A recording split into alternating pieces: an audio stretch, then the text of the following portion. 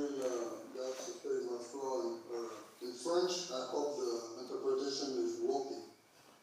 Excellence, Monsieur le Président William RUTO. Excellencies, Mr. There is no development in Africa without putting adaptation in the heart of our concerns. Even faced with challenges with we have 1 hour and we'll try to keep to our time. And so I'm looking forward to the discussions. And once again, thank you to all our partners for your commitment and your involvement with the GCA. Now, Patrick, you have the floor. One, GCA dual headquarters. I mean, it's the first time ever that any global international organization has a dual headquarters in the global north. It's the center state of play in Africa, just Africa alone. 15 billion, not million, $15 billion of the 40 African countries. Over 1 million jobs created.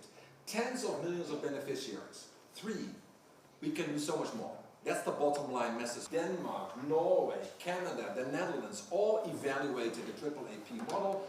All of you have said that this business model is working and has a super high return on investment. Under the leadership of President Macky Sall and President RUTO, the ecosystem for resilient economies for Africa. And the same applies for... Thank you very much, President Macky Sall.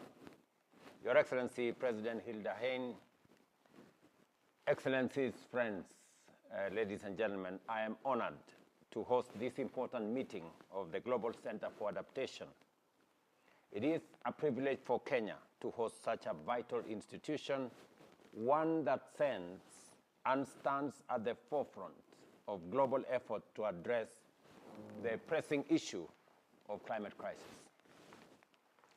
Africa is currently the most vulnerable continent in the face of this climate crisis.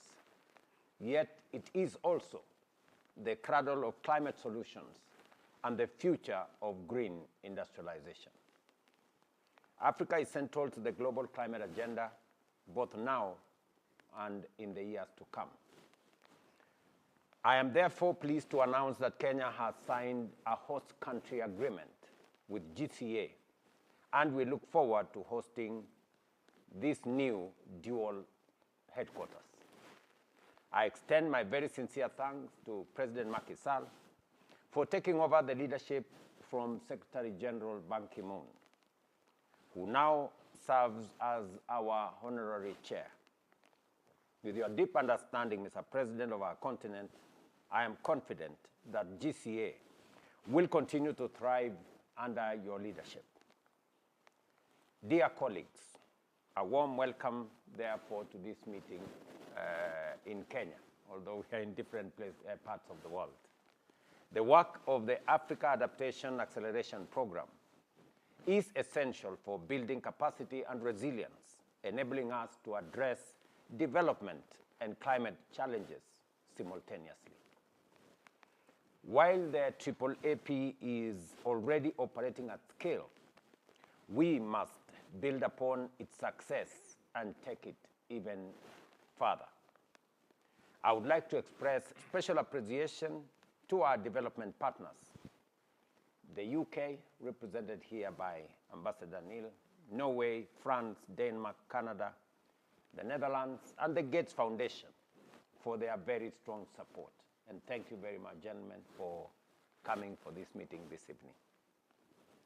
I encourage you to deepen this partnership with Africa, to match the scale of our rising challenges and equal the ambition that we have for this program.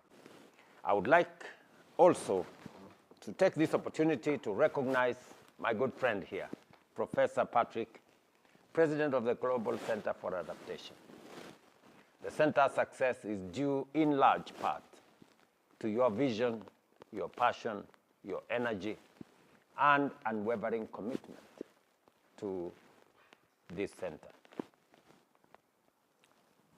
You have proven, both in word and action, that you are a true friend of Africa and a true friend of Kenya. Together, we look forward to supporting this board and all its members in making Africa a climate-smart, resilient continent thriving sustainably.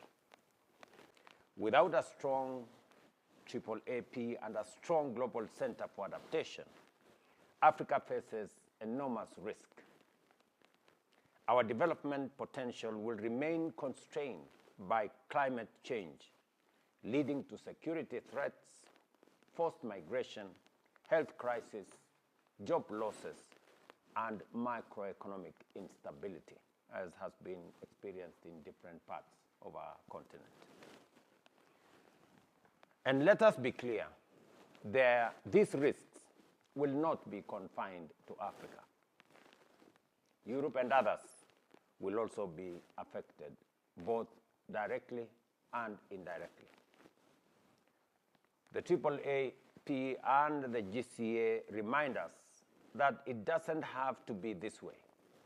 We have the opportunity before us to strengthen global partnerships on climate resilience through this center. I understand there is growing pressure to reduce development resources by many development partners. And we witness it in every field, whether it is in health, whether it is in other fields.